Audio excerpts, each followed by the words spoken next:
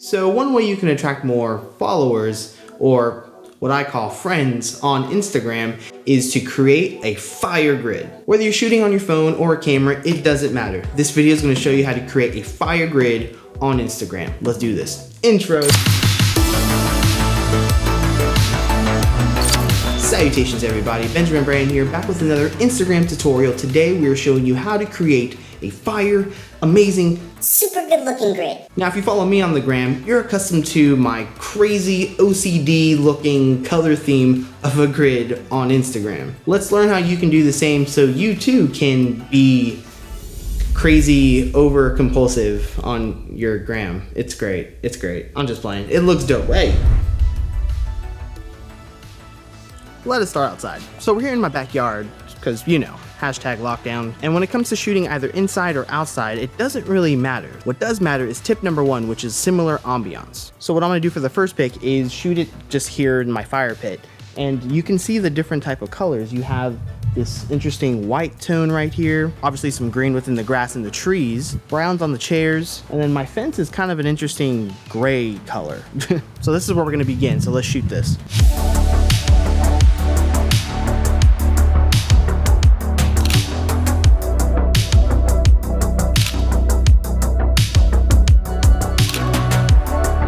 And for the second tip, it is best to shoot vertically. I'm not just saying that because of hashtag vert. Portraits on Instagram perform a lot better. And composition matters too. Look for leading lines. Oh, the timer's going, hold on.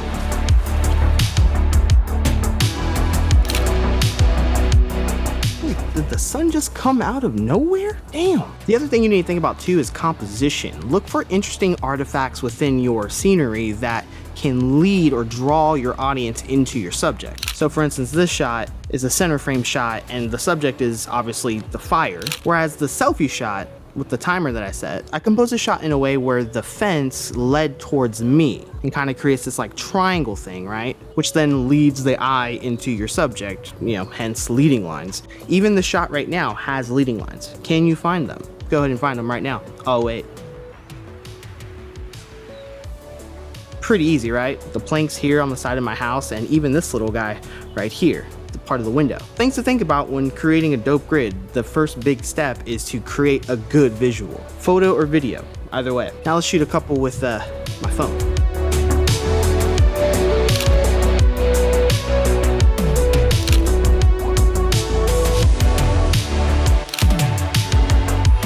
Now when it comes to shooting on your phone, do your best to have different focal lengths and also make sure you adjust the aperture appropriately to the given environment that you're actually shooting. And then I recommend, especially if you have an iPhone, switch between just a regular photo mode and definitely use portrait mode, typically with the fast aperture, the 1.8. That way you create an image that doesn't look like was shot on an actual phone. And here's what I got with that.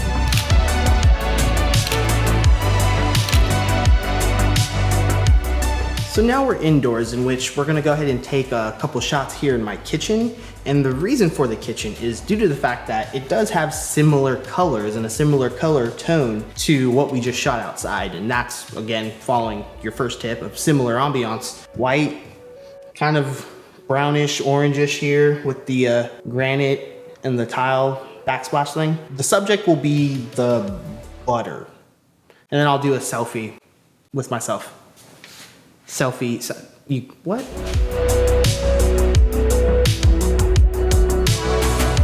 Also something to note with being indoors, especially at home, is you typically have a lot of warm tungsten tone light, so it's good to white balance before you shoot this. The iPhones usually do a good job of white balancing, but you definitely need to manually adjust white balance on a camera.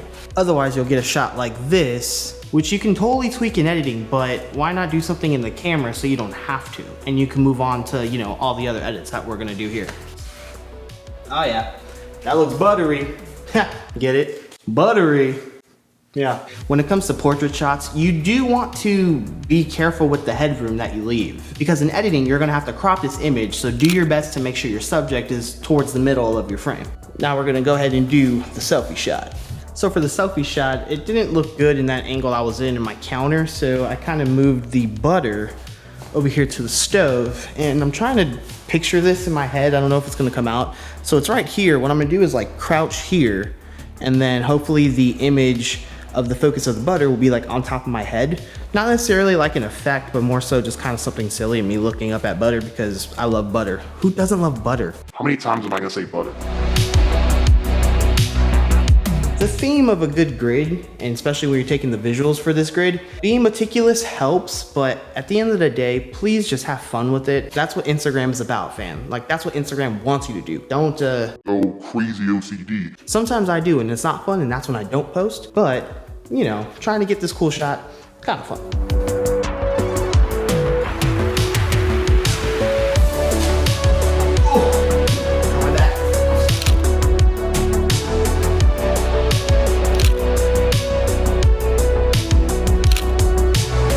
So we totally got all of our shots. Now it's time for phase 2, which is post. This is where it gets good.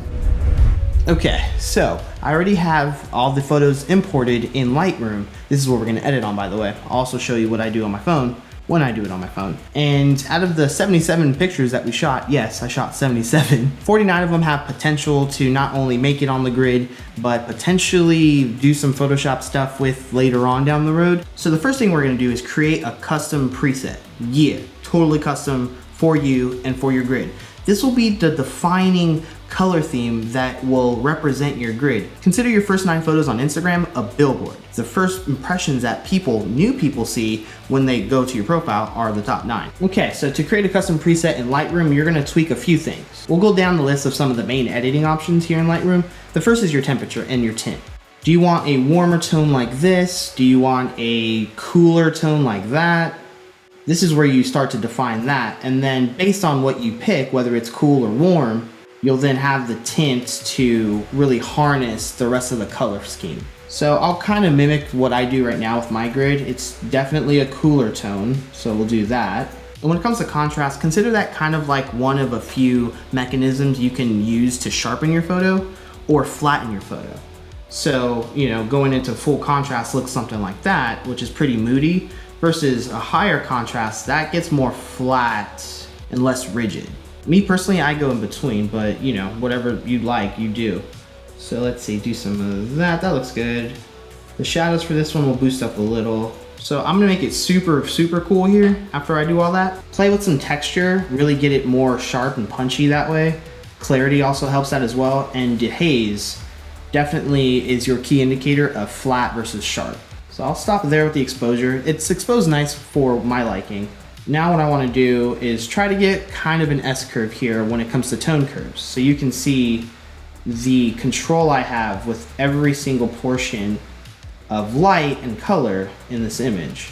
Now don't go too crazy with your first photo because this is essentially going to be your template. I actually have 6 presets for my Instagram grid, but it's all related to the same color theme. It's just based on how sharp I want the photo versus how blurry the photo may have been when I took it, but I want to use it.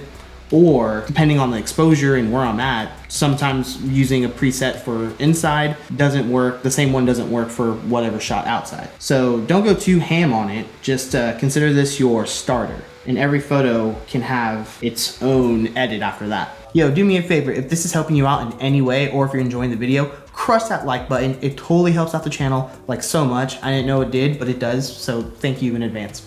Moving on. Now where you really start to create everything is within the HSLs. This is how you control every single color that you're looking at. Definitely want to punch up saturation on the orange because my theme and my color palette's teal and orange. I'll go to hue to define what type of color of orange I want. So this is all controlling the flames there. And then now the blues, I want to define the different blue. So by the end of tweaking with all the colors, this is what I have right now. And it looks pretty good. It looks like something that would fit with my current feed right now. Once you tweak all the colors, you can move in the sharpness and then some noise reduction. So the first thing I do is boost up the sharpness by in the 30s or 40s usually. And then I boost noise reduction, luminance in particular, by quite a few. And luminance makes things more smooth, if you will. I'll then add some vignetting, just a little bit. Draw more attention to the subject. So dope, we played with all of our colors and our exposures and we got the photo to where we like it for our feed. Now all we have to do is just save the preset.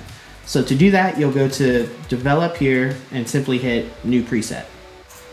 Now that you have a custom preset, you can then start applying it to all the other photos within the similar ambiance, right, of that particular shoot. And the last final edit that you really need to do is crop. Crop to the element of Instagram you want this photo to be seen. We're talking about grid right now, right?